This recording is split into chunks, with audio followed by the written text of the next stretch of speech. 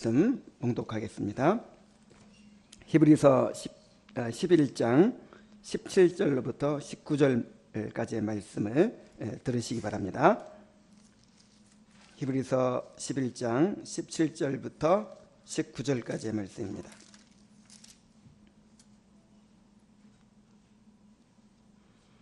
아브라함은 시험을 받을 때에 믿음으로 이삭을 드렸으니 그는 약속들을 받은 자로 돼 그 외아들을 드렸느니라.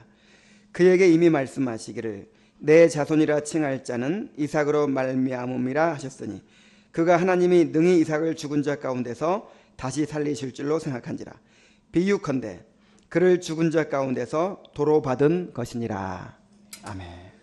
우리 50장 찬송 부르면서 하나님 앞에 봉헌하겠습니다. 간 말씀을 통해서 믿음의 순종이 낳은 결과라는 제목으로 말씀을 전하겠습니다. 하나님께서 아브라함을 시험하신 이유는 아브라함의 믿음을 연단하여 드러내시고 그 믿음을 통해서 하나님의 약속을 이루어 주시기 위해서라고 했습니다. 아브라함은 시험을 받았을 때에 온전한 순종을 나타냈습니다. 아브라함은 100세에 낳은 귀한 아들, 그것도 자신의 모든 소망이었던 외아들을 번제로 드렸습니다. 하나님께서 말려서 실제로 죽이지는 못했지만은 칼을 들어서 이삭을 죽이려고 했지요. 그리고 이삭을 이미 드렸다고 그렇게 성경 기자는 계속 표현하고 있어요. 아브라함은 이삭을 드린 것입니다. 조금도 망설이거나 미루지 않고 또 타협하거나 변명하지 않고 핑계대지 않고 조금도 흔들림 없이 그렇게 순종했습니다. 아브라함은 어떻게 이토록 온전한 순종을 할 수 있었을까요? 아브라함이 의지가 강해서라든지 아니면 원래부터 그렇게 아브라함이 자기 것을 아끼지 않고 희생정신이 강한 사람이었다. 만약에 그렇다면 지금 이런 이야기를 할 필요가 없어요. 히브리서 기자는 지금 뭐에 대해 이야기하고 있죠? 믿음에 대해 이야기하고 있잖아요. 그래서 지금 아브라함의 뭘 지금 드러내려고 하는 거예요? 믿음을 드러내려고 하는 거예요. 믿음이 있었기 때문에 이렇게 순종할 수 있었다 하는 이야기를 하고 있는 것입니다. 그렇다면 아브라함에게는 우리에게 없는 그런 특별한 믿음이 있었다는 말일까요? 역시 그렇지 않습니다. 만일 그렇다면 또 우리에게 아브라함 이야기를 할 필요가 없어요. 지금 히브리서 기자가 우리에게 말해주려고 하는 것이 무엇입니까? 아브라함에게 주셨던 그 믿음을 우리에게도 이미 주셨다는 거예요. 우리에게도 이미 구원의 믿음을 주셨습니다. 그래서 아브라함이 그 믿음을 발휘해서 순종했듯이 우리도 우리에게 주신 그 믿음으로 그렇게 순종하라는 것입니다. 고난 가운데서도 시험 가운데서도 그렇게 믿음으로 순종하라는 거예요. 본문을 통해서 온전한 순종을 낳았던 아브라함의 믿음이 어떤 믿음이었는가를 살펴보고 또 믿음으로 순종한 결과 그 복된 축복에 대해서 또 살펴보도록 하겠습니다. 먼저 온전한 순종을 낳았던 아브라함의 믿음이 어떤 믿음이었는가 살펴봅니다. 아브라함은 하나님을 절대적으로 신뢰했습니다. 하나님을 절대적으로 신뢰한다는 것은 도무지 이해할 수 없지만 하나님은 선하시며 신실하시다는 것을 또 반드시 약속을 지키신다는 것을 무조건 믿고 자신을 던진다는 것입니다. 보통 우리 사람들 간에도 절대적으로 신뢰하는 경우가 있죠. 그냥 무조건 믿어요. 그런 경우를 뭐라고 표현하냐면 팥으로 메주를 쓴다고 해도 믿는다. 그러죠? 그냥 무조건 믿는 경우가 있죠. 그런데 사람은요, 이렇게 절대 믿으면 안 돼요. 사람은 절대적으로 신뢰할 수 있는 사람이 아무도 없습니다. 그러나 하나님을 믿는 것은 달라요. 하나님은 절대적으로 믿어야 돼요. 우리가 이해하는 것을 믿고 또 믿을만 하니까 믿고 이런 것을 하나님 믿는 게 아니에요. 하나님은 절대자이십니다. 그래서 하나님께 대한 믿음도 절대 믿음이어야 돼요. 무조건 믿어야 돼요. 하나님은 선하시고 하나님은 신실하시다는 것을 절대적으로 믿는 것이 하나님을 믿는 것입니다. 아브라함은 이렇게 믿었단 말이에요. 아브라함은 하나님의 명령을 도저히 이해할 수 없었어요. 어떻게 하나님이 자기 자식을 죽여서 제물로 드리라고 합니까? 더군다나 어떻게 하나님이 그 약속을 이룰 자녀라고 분명히 말씀하셔놓고 이삭으로 말미암아 모든 약속을 이루어 주겠다 그렇게 해놓고 그 약속의 자녀를 죽이라고 합니까? 그러면 그 약속만 바라보고 자기의 모든 삶을 다 던져서 지금까지 살아온 그 아브라함의 인생은 어떻게 되는 것입니까? 그러나 아브라함은 인간의 생각으로는 이해가 안 되지만 하나님의 선하심과 신실하심을 절대적으로 신뢰했습니다. 지금까지 아브라함이 알아온 하나님은 지극히 선하신 하나님이었어요. 언약을 반드시 이루시는 신실하신 하나님이셨습니다. 전혀 불가능한 상황에서도 뜻하신 바를 이루어 주시는 그런 전능하신 하나님이었어요. 그래서 죽은 자와 같은 자신을 통해서 자손을 주셨잖아요. 이미 경험했어요. 그래서 만약에 내가 이삭을 번제로 드린다 할지라도 하나님께 방법이 있을 거야 이런 믿음을 가진 거예요. 18절부터 19절까지 보면 그에게 이미 말씀하시기를 내 자손이라 칭할 자는 이삭으로 말미암음이라 하셨으니 그가 하나님이 능히 이삭을 죽은 자 가운데서 다시 살리실 줄로 생각한지라 그랬어요. 그러니까 이 하나님의 약속은 틀림없이 이루어져. 만약에 내가 이삭을 번제로 드린다고 할지라도 이삭이 죽는다고 할지라도 이삭을 다시 살려서라도 약속을 이루어 주실 거야. 이렇게 믿었다는 거예요. 우리도 이렇게 하나님의 선하심과 신실하심을 절대적으로 신뢰해야 합니다. 하나님이 아브라함에게 약속을 주셨듯이 우리에게도 약속을 주셨어요. 하나님이 아브라함에게 주신 약속을 이루어 주셨듯이 우리에게 주신 약속도 반드시 이루어 주실 것입니다. 말씀으로 천지를 창조하신 하나님, 그리스도를 죽음에서 일으키신 하나님이 그 능력으로 우리를 구원하시고 그 구원을 완성해 가고 계십니다.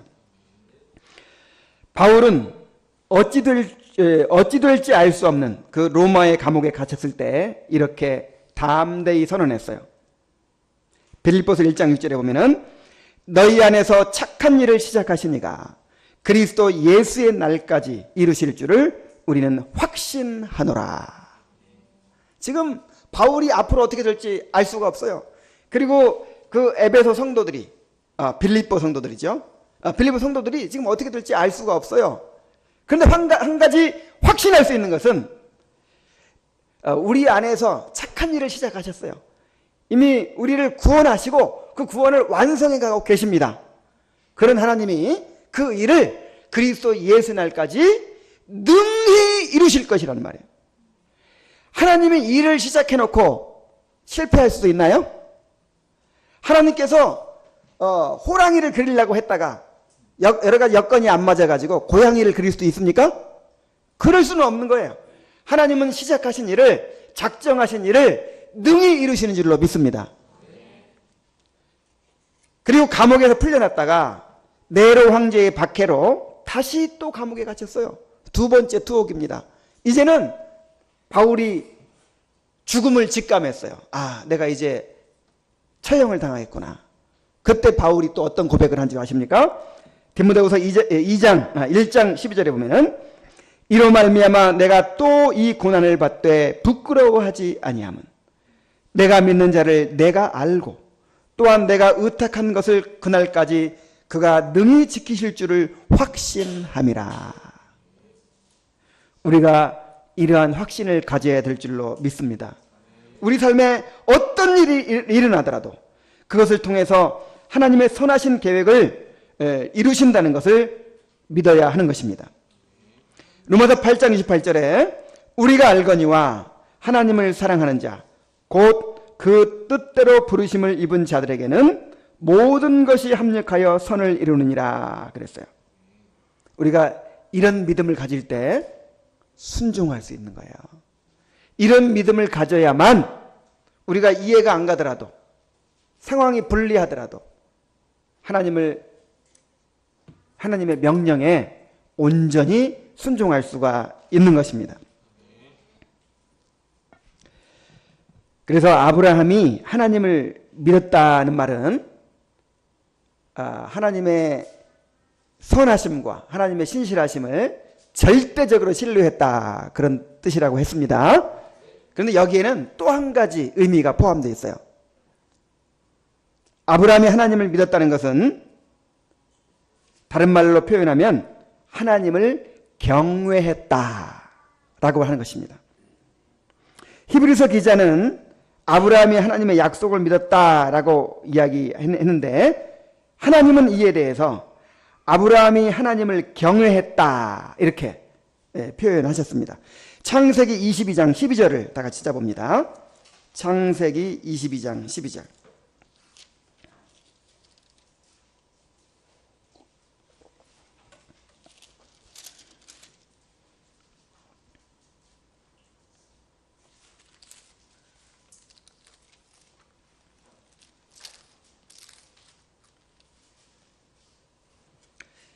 사자가 이르시되 그 아이에게 내 손을 대지 말라. 그에게 아무 일도 하지 말라. 내가 내 아들 내 독자라도 아끼지 아니하였으니 내가 이제야 내가 하나님을 경외하는 줄을 아노라 그랬어요. 독자 이삭을 왜 드렸다고 했어요? 하나님을 경외했기 때문에. 자, 경외한다는 말이 무슨 말입니까? 이 경외한다라는 말은 하나님을 두려워한다 그런 뜻이에요. 그런데 벌 받을까 봐 벌벌 떤다 그런 뜻이 아니고 하나님을 크게 알고 온 마음을 다해 사랑하고 존경하고 복종하는 태도를 가리킵니다. 그래서 조나단 에드워즈는 이 경외라고 하는 말을 사랑과 두려움이 합쳐진 말이다 이렇게 표현했어요. 그래서 우리가 하나님을 믿는다는 것은 마음을 다하고 뜻을 다하고 목숨을 다해서 하나님을 사랑한다는 것이지요. 그리고 하나님을 두려워한다는 거예요. 아주 크신 분으로 알고 그 하나님을 두려워하고 그 하나님께 복종한다는 뜻입니다. 아브라함의 순종은 이렇게 하나님을 경외하는 데서 나왔습니다.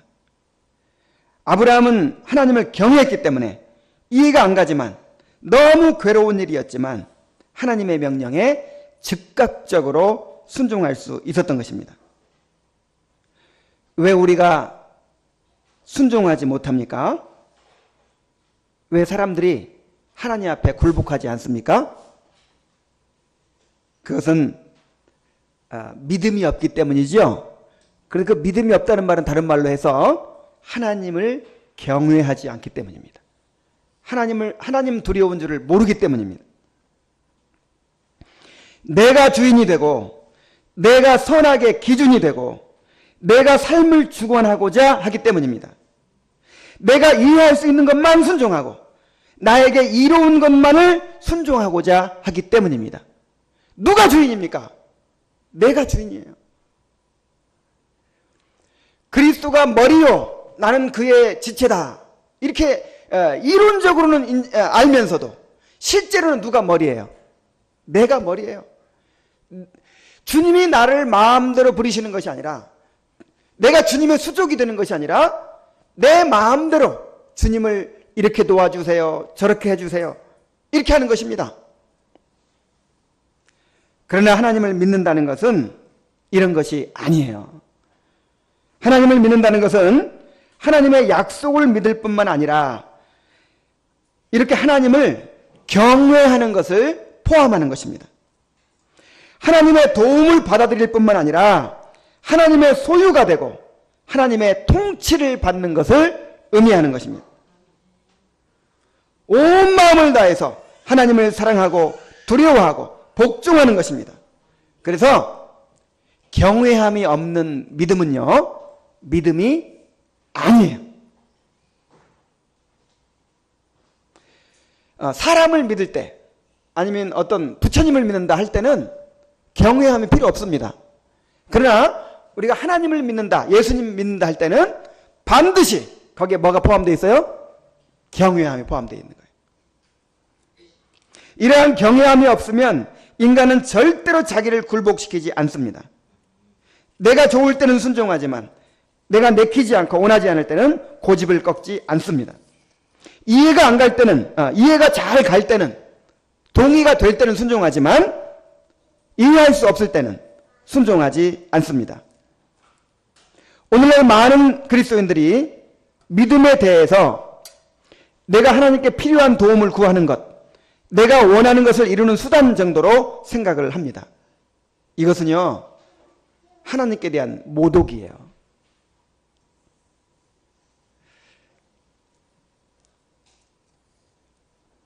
교회를 오랫동안 안 나오고 있는 어떤 집사님이 개업을 했어요. 교회는 안 나와도, 교회는 쉬고 있어도 이제 복음 받아야 되잖아요. 개업을 하고 개업 예배를 드려달라 이렇게 해서 개업 예배를 이제 드리러 갔습니다. 그런데 그 개업 예배를 드리면서 그러는 거예요. 이 가게를 하나님이 하게 해주셨습니다. 그리고 이 가게가 잘 되게 해주실 것을 믿습니다. 나는 하나님을 의지합니다. 교회는 안 나와도 뭐가 있어요? 믿음이 좋아요. 그러니까 또 같이 이제 예배 드리러 갔던 이 성도들이, 야, 교회는 안 나오고 있어도 믿음은 있네, 믿음이 이렇게 좋다고 다들 칭찬해요. 여러분, 그게 믿음입니까? 지금 이런 식으로 믿음을 생각한단 말이에요. 내가 하나님의 도움을 구하고 내가 원하는 것을 하나님을 통해서 이루고자 하는 거, 이걸 믿음이라고 생각해요. 여기에 뭐가 빠져 있어요? 하나님의 통치를 받아들이는 것이 빠져 있어요.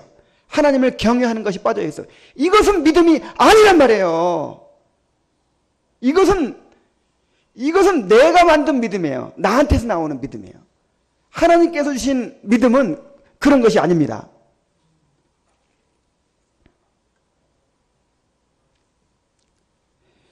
하나님을 믿는다는 것이 무엇입니까? 히브리서 11장에서 보여주고 있는 믿음이 뭐예요? 우리가 지금 계속해서 확인해오고 있지만은, 하나님을 믿는다는 것은 내가 원하는 대로 될 것을 믿는다는 뜻이 아닙니다. 내가 원하는 것이 이루어지지 않고 도무지 이해할 수 없는 일들이 내 삶에 일어나더라도 하나님의 선하심과 신실하심을 절대적으로 신뢰하고 하나님을 경외하고 하나님께 순종하는 것입니다. 이것이 믿음이에요. 교회도 안 나오면서, 주일도 안 지키면서 하나님이 나를 잘되게 해주실 것이다, 이렇게 믿는 게 믿음이에요? 믿음은 믿음이죠. 내가 만들어내는 믿음. 그걸 신념이라고 그래요. 신념.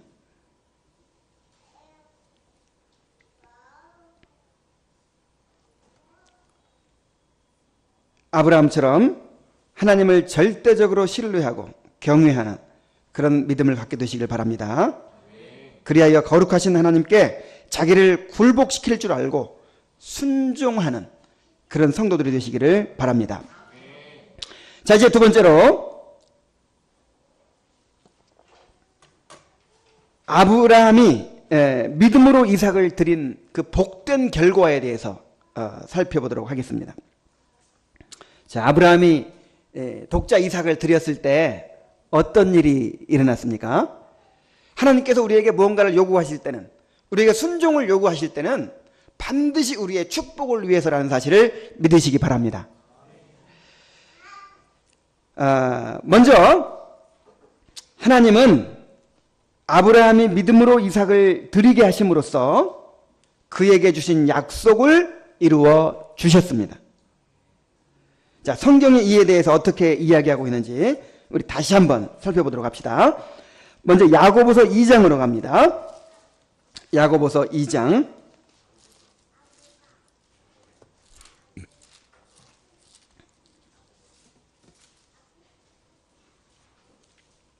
21절부터 23절까지의 말씀입니다. 우리 조상 아브라함이 그 아들 이삭을 제단에 바칠 때에 행함으로 의롭다 하심을 받은 것이 아니냐. 내가 보거니와 믿음이 그의 행함과 함께 일하고 행함으로 믿음이 온전케 되었느니라. 이에 성경에 이른바 아브라함이 하나님을 믿으니 이것을 의로 여기셨다는 말씀이 이루어졌고 그는 하나님의 벗이라 칭함을 받았나니 그랬어요.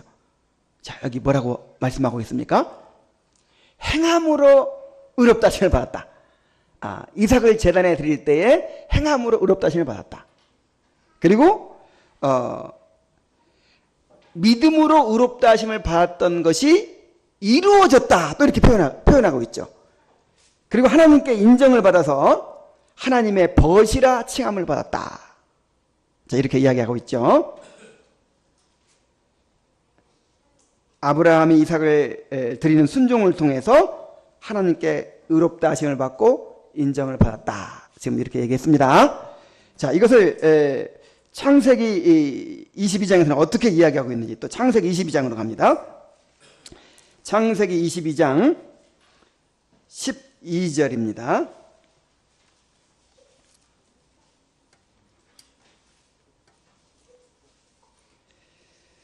내가 내 아들 내 독자라도 내게 아끼지 아니하였으니 내가 이제야 내가 하나님을 경외하는 줄을 아노라. 원래부터 알았어요? 이제야 알았어요?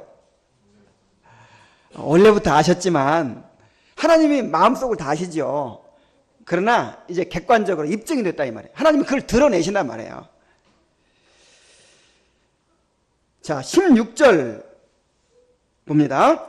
내가 이르시되 여호와께서 이르시기를 내가 나를 가리켜 맹세하노니 내가 이같이 행하여 내 아들 내 독자도 아끼지 아니하였은즉 내가 내게 큰 복을 주고 내 씨가 크게 번성하여 하늘의 별과 같고 바닷가의 모래와 같게 하리니 내 씨가 그 대적의 성문을 차지하리라. 또 내 씨로 말미암아 천하 만민이 복을 받으리니 이는 내가 나의 말을 준행하였음이니라. 하나님께서 아브라함에게 주신 약속을 다 지금 이루어 주시려고 하는데, 주시겠다고 약속하시는데 왜 이루어 주신다는 거예요? 그 이유는 뭐라고요? 네가 나의 말을 준행하였음이니라. 자, 이것이 무슨 뜻입니까? 여러분, 아브라함이 믿음으로 의롭다함 받았어요? 행함으로 의롭다함 받았어요? 믿음으로 의롭다함 받았죠. 그렇게 완전히 의롭다함 받은 거예요? 아니면 좀 부족했던 거예요? 완전히 의롭다함 받았죠. 구원이 확정된 거예요. 하나님 앞에 아브라함은 의인이 된 거예요. 그럼 변함이 있어요? 없어요? 없어요. 확정된 거예요. 자, 믿음으로 의롭다함 받았습니다. 그리고 아브라함에게 약속을 이루어 주시는데 은혜로 이루어 주셨어요? 아니면 아브라함의 행위를 보고 이루어 주셨어요? 은혜로 이루어 주셨죠. 믿음으로 이루어 주셨죠. 그런데 왜 우리가 방금 읽은 본문에서는 행함으로 의롭다함 받았다 그러고 또 순종했기 때문에 약속을 이루어준다 이렇게 표현을 하는 것입니까?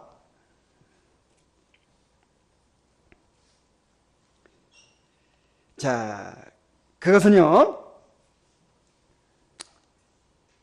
하나님께서 이 은혜로 믿음으로 약속을 이루어 주시지만, 이미 그렇게 하기로 작정하셨지만, 그러나 어떤 과정이 없이 그냥 뚝딱 이루어 주시는 것이 아니고, 아브라함의 믿음을 시험을 통해서 연단하시고 온전케 하시고 그 믿음이 열매 맺게 만들어서 그 믿음을 행사함을 통해서 이루어 주신다는 거예요. 제가 지난번에 그래서 이 상속자 예를 들었죠. 부자 아버지가 어린아이한테, 이 하군이 같은 어린아이한테 자기의 모든 재산을 상속해 주기로 이제 결정을 했어요. 약속을 했어요. 그 아무것도 모르고 동계산할 줄도 모르는 어린아이한테 모든 재산을 상속해 주겠다고 이제 법적으로 딱 확정을 했어요. 그럼 상속자가 된 거죠. 자격이 없지만, 아직 어리지만 상속자가 된 것입니다. 그런데 재산을 상속해 줄 때 그냥 아무런 과정이 없이 그냥 뚝딱 재산을 상속해 주는 게 아니란 말이에요. 그냥 어린아이한테 엄청난 재산을 그냥 주는 게 아니란 말이에요. 어떻게 주지요? 이 아이를 키웁니다. 교육도 시키고 유학도 보내고 큰 회사를 경영할 수 있는 그런 자격을 갖추게 만듭니다. 그런 다음에 이제 그 재산을 물려주는 것이죠. 물론 이렇게도 얘기할 거예요. 망나니 같이 자랐더라도 상속해 주는 것이 은혜지. 뭐 그 말도 틀린 분 없어요. 아무리 망나니 같이 자랐더라도 재산을 상속해 주시는 게 은혜죠. 그러나 그런 걸 값싼 은혜라고 부르는 거예요. 하나님의 은혜가 그렇게 상속자를 망나니로 자라도록 내버려 두는 그런 은혜가 아니란 말이에요. 내 재산을 다 물려주는 아들을 그냥 대충 키우는 아버지가 어디 있습니까? 하나님의 은혜는 아무 자격 없는 우리를 상속자로 삼아주시는 것뿐만 아니라 우리의 믿음을 연단하시고 정금같이 만드시고 우리를 또 그리스도를 닮도록 성화를 이루어 가게 함으로써 우리를 상속자로 빚으심으로써 하나님의 모든 기업을 상속받게 하시는 그런 은혜인 줄로 믿습니다. 단지 그냥 자격 없는 자를 상속자로 삼아주신 것만 은혜가 아니라 상속자로 만들어주시는 것까지가 은혜란 말이에요. 하나님께서 우리에게 주신 은혜는 값싼 은혜가 아닙니다.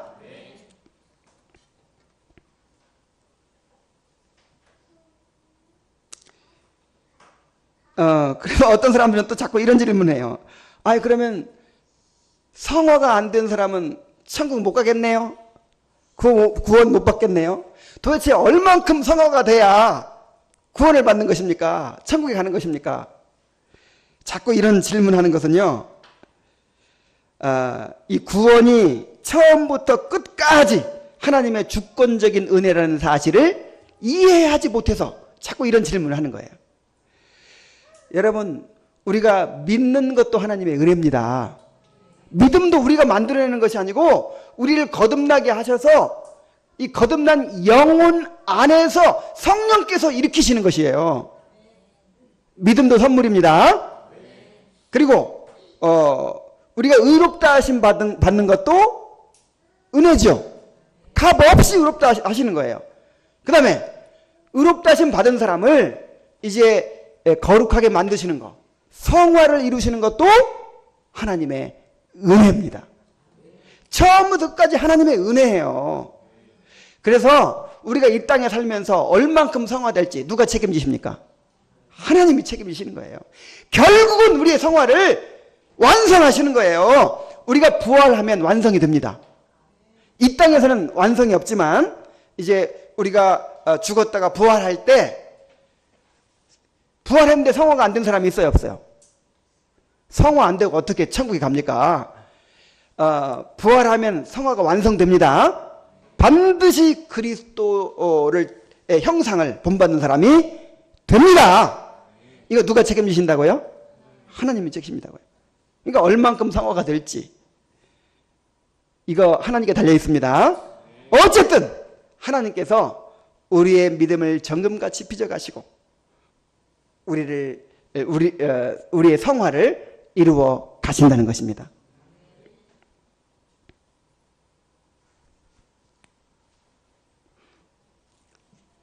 자, 그래서 아브라함이 하나님께서 약속을 주셨는데 그냥 아브라함은 아무것도 안 하고 가만히 있는데 그냥 이루어 주시는 것이 아니고 아브라함이 믿음으로 순종하게 만들어서 그 약속을 이루어 주신다 이 말이에요. 이거 하나님의 방법입니다. 우리를 구원해 주시고 우리의 구원을 완성해 주시는데 그냥 우리는 아무렇게나 살아도 그냥 천국 가게 해주시는 것이 아니라 아무렇게나 살도록 내버려 두지 않는 것이 은혜란 말이에요. 구원의 은혜란 말이에요. 구원의 능력이란 말이에요. 그래서 우리를 빚으시고 깨뜨리시고 연단하시고 우리를 하나님의 백성으로 만들어서 하나님 나라를 상속해 주시는 거예요. 자, 이 두 번째 은혜는 또 무엇입니까? 아브라함이 이삭을 드린 것은 그리스도의 구속의 모형이 됐어요. 자, 19절 하반절에 뭐라고 되어 있습니까?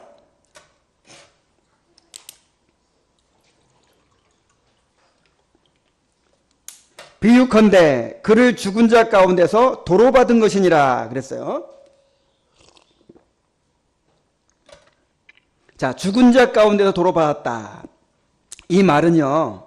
자, 죽은 자 가운데서 일으킴을 받았다. 이런 표현이 지금 무슨 표현입니까? 그리스도께서 죽으셨다가 다시 부활한 그 사건을 이제 빗대어서 표현하는 거예요. 그리고 이 비유컨대라는 말은 헬라어로 엔 파라볼레 라는 말인데 이 파라볼레라는 말은 비유, 상징, 예시 그런 뜻이에요. 그 영어의 parable이라는 말이 여기서 나왔어요. 그래서 이게 무슨 얘기냐면요. 아브라함이 이삭을 드렸죠. 이삭을 드렸어요. 그런데 이삭을 죽은 자 가운데 도로 받았죠. 요 사건은 예수님이 죽음에서 부활하신 것의 모형이 되었다는 거예요.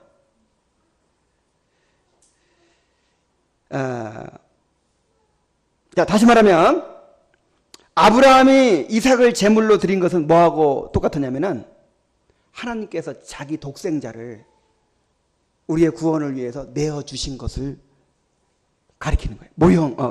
비유한 거예요.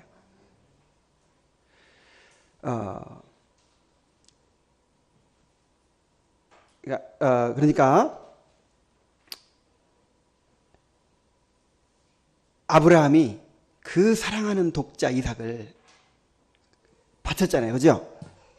그랬듯이 하나님께서도 독생자 예수 그리스도를 우리의 구원을 위해 내어주셨어요. 그리고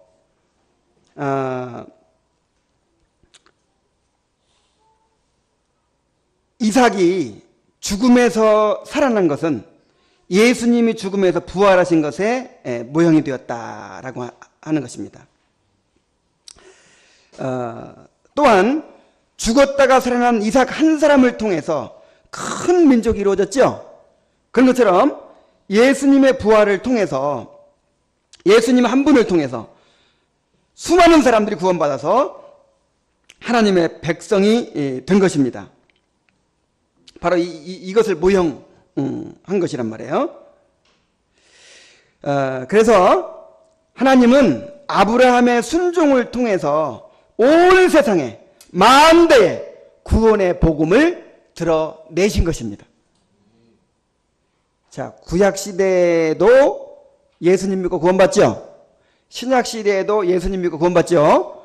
근데 구약시대는 예수님이 안 오셨으니까 안 오셨는데 어떻게 예수님을 믿죠? 모형과 그림자를 통해서 예수님 믿죠? 바로 이런 사건, 하나님께서 이런 사건을 통해서 예수 그리스도를 드러내시는 거예요. 그러니까 아브라함에게 네 독자 이삭을 바쳐라 이렇게 얘기한 것은 어떤 목적이 있었다고요? 예수 그리스도의 구속을 드러내시기 위해서. 그래서 이 사건을 통해서 하나님이 이런 식으로 자기 아들을 보내주시고 우리를 구원해 주시는구나.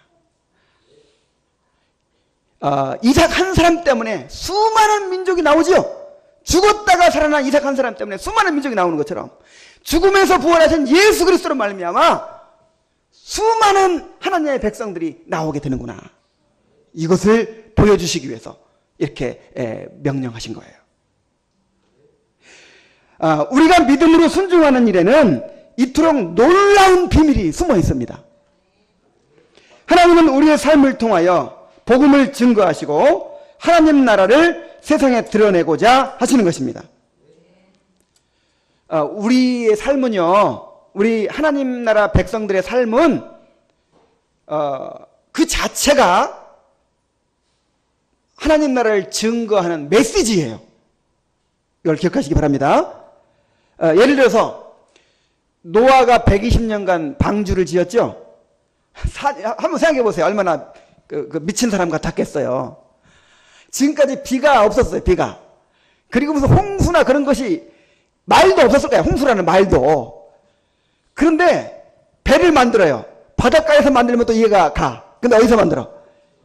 산꼭대기에다가 배를 만들고 있어요.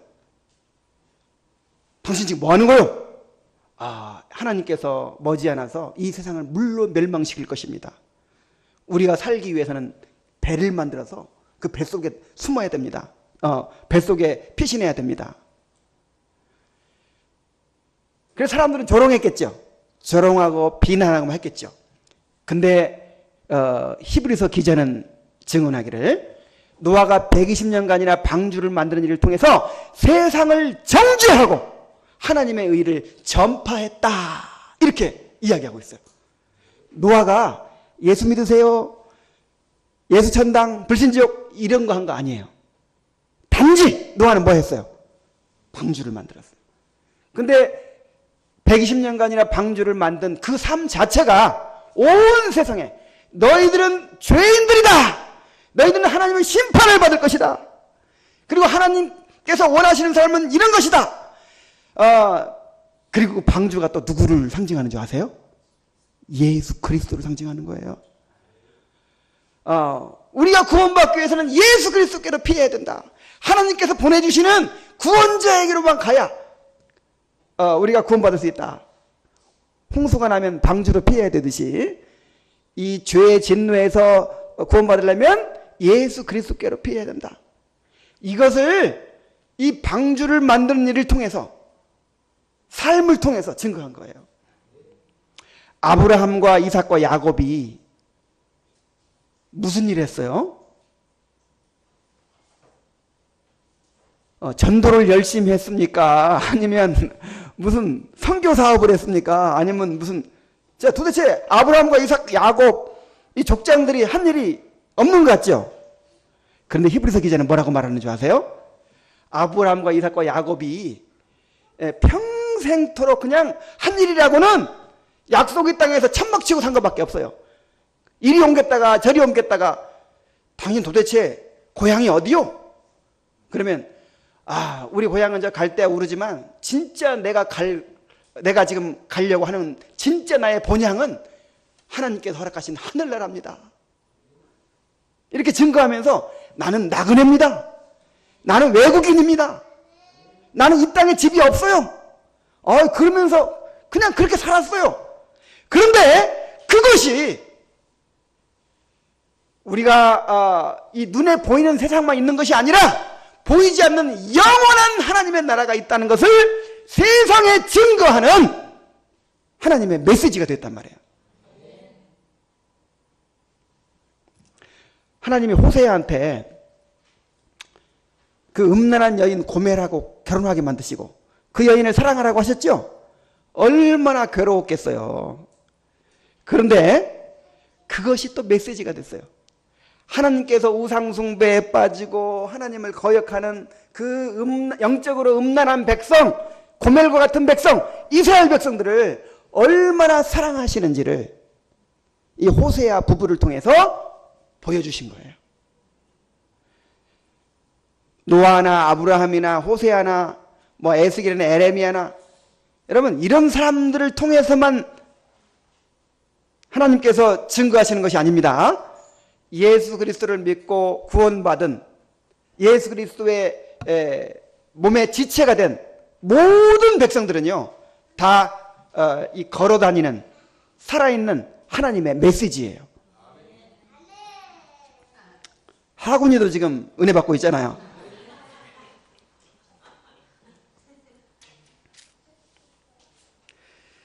그래서 우리가 이 땅에서 성공하고 잘 돼야 복음이 증거된다고 가르치는 저 번영신학의 이단적인 가르침에 속지 말아야 됩니다.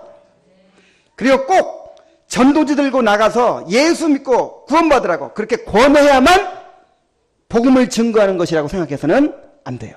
물론 그것이 필요 없다는 것이 아니지만, 우리가 시험 가운데서 믿음으로 순종하는 삶을 살 때 이것이 구원의 복음을 증거하는 길이 됩니다. 우리가 고난 가운데서도 하나님 나라를 바라보며 하나님을 즐거워하는 삶을 살 때 우리가 그리고 우리가 하나님의 통치를 받아서 산상수훈대로 살아갈 때 하나님 나라를 세상에 증거하는 것이 된다, 이 말이에요. 그래서 제가 자주 강조하는 말이지만, 나는 지금 직장 생활이 너무 힘들어서 복음 전할 수가 없어. 지금 우리 집안 분위기가 너무 안 좋아서 복음 전할 수가 없어. 나를 막 괴롭히고 힘들게 하는 사람이 많아가지고 내가 지금 주님을 증거할 수가 없어. 그래서 막 환경이 좋아지고 시간이 막 남는 게 시간이고 막 돈이 남고 막 이렇게 좋아져야 기분 좋게 나가가지고 예수 믿으십시오. 이게 전도인 줄 알아요. 여러분, 그런 게 전도가 아니라니까요. 지금 고난받고 있습니까? 지금 누구한테 괴롭힘을 받고 있습니까? 핍박을 받고 있습니까? 그러면 그때가 지금 예수 그리스도를 증거할 수 있는, 하나님 나라를 증거할 수 있는 절호의 찬스예요. 여러분, 병 들었습니까? 아니면 어떤 경제적인 어려움이 있습니까?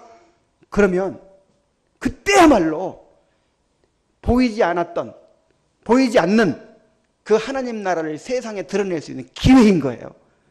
야, 저 사람 병 들었어도 낙심하지 않네? 죽음도 두려워하지 않네? 이야, 죽음 위에 뭐가 있나 보다. 저 사람 저렇게 가난한데도 불행하지 않네? 이야, 이 사람은 보이지 않는 하나님의 뭔가 재산이 있나 보다. 이것이 바로 전도예요. 나를 미워하는 사람, 그 사람을 미워하지 않고 오른편 뺨을 치면 왼편을 돌려대고, 속옷을 가지려고 하면 겉옷까지 주고, 원수를 사랑하고 축복할 때 그때 하나님의 나라가 드러나는 것입니다. 그때 구원의 능력이, 복음의 능력이 드러나게 되는 것입니다. 우리 교회도 마찬가지예요. 우리 교회가 주님을 증거하는 교회가 돼야겠죠? 그러려면 어떻게 하면 될까요? 교회가 커져야겠죠. 그리고 막 방송에도 나오고 유명해지고 사람들도 많아지고 막 그래야 되겠죠? 그런 게 아니란 말이에요. 사람들이 많이 찾지 않는 좁은 문, 좁은 길을 제시하고, 그래서 항상 이렇게 소수가 모여서 예배를 드리고 그렇게 될지라도 진정으로 주님이 다스리시는 교회가 될 때, 천국의 기쁨이 넘치는 교회가 될 때, 그때 이 교회를 통해서 주님이 영광 받으시고 주님이 세상에 증거되는 것입니다. 그래서 주님께서 우리를 세상의 빛이요 소금이라고 하신 거예요. 아무리 산더미처럼 쌓여 있어도 짠맛을 잃어버리면 무슨 소용이 있습니까? 한 주먹밖에 안 되더라도 아주 짠 소금이 됩시다. 네. 자, 아직 한 가지 믿음으로 순종하는 삶에 주어지는 가장 이 놀라운 축복이 남아 있어요.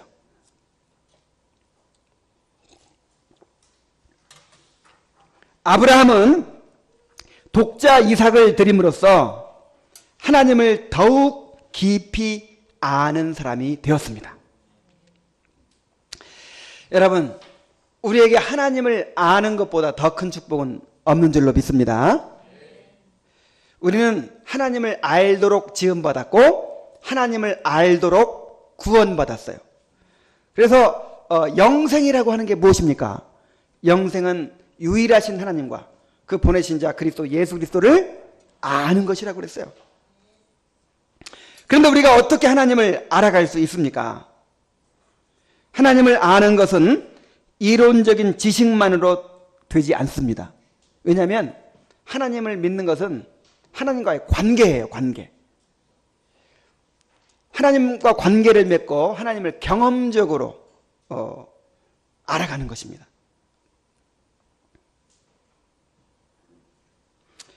실제로 하나님을 사랑하고 순종하고 헌신함으로써 하나님을 알게 되는 것입니다. 이제 남녀가 서로 사귀기로 했어요.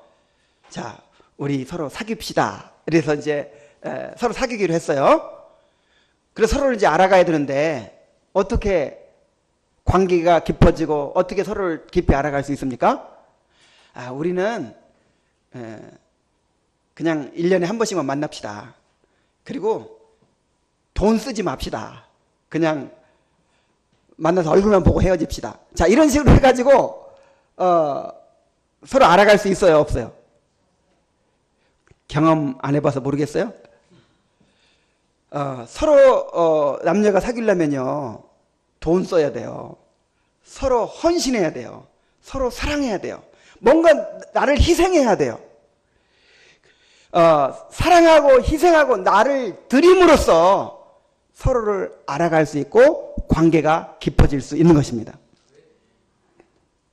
하나님과의 관계에서도 마찬가지입니다. 아무리 책을 많이 읽고 아무리 신학적인 지식을 많이 알고 하더라도 요즘 우리가 그것을 많이 강조하죠. 그렇지만 그것만은 안 된단 말이에요. 공부하는 것만은 안 돼요. 뭐가 있어야 돼요? 하나님께 대한 순종이 있어야 돼요. 하나님께 대한 사랑이 있어야 돼요. 뭔가 내 자신을 드리는 게 있어야 돼요. 나를 굴복시키고 정말 하나님 앞에 나를 온전히 드리는 그런 것이 있어야 하나님을 알아갈 수 있는 거예요. 저는 개척 예배를 드린 후에 성도들을 침방하면서 이것을 절실히 느끼고 있습니다. 여러 사람들이 그런 얘기를 해요. 전에도 이제 말씀을 듣고 또 배워가면서 내가 하나님을 알아가는 일에 내 자신을 드려야겠다. 정말 하나님께 헌신해야겠다. 이런 마음이 없었던 것이 아니래요. 그런데 이 주님의 교회 개척의 멤버가 돼가지고 딱 참여하고 나니까 아예 그것이 그냥 더 확실해졌다는 거예요. 뭔가 자기가 이렇게 어떤 일에 헌신하고 나니까 어떤 결단을 하고 나니까 그것이 더 분명해졌다는 거예요. 그렇습니까? 그리고 전에부터 진요선 목사가 전하는 그런 개혁신앙에 대해서 진요선 목사가 전하는 복음에 대해서 옳은 얘기하네.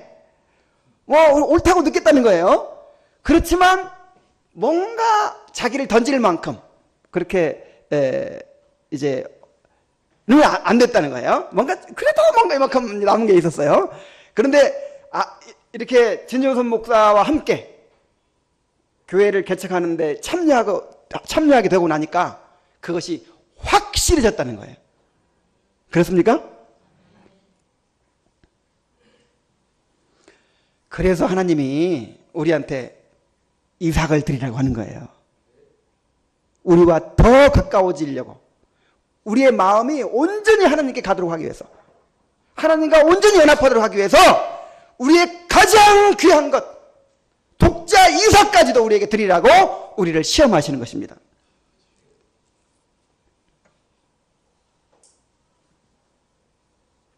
아브라함은 자신의 독자 이삭을 드림으로써 무엇을 경험한 줄 아십니까? 마음을 다하고 뜻을 다하고 성품을 다하고 힘을 다해서 목숨을 다해서 하나님을 사랑한다는 것을 경험했어요. 여러분 그거 경험해 봤어요? 그렇게 해봤어요? 뭐 말은 다 잘하죠.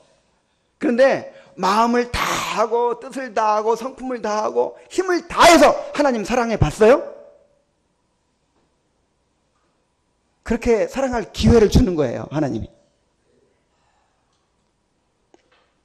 여러분,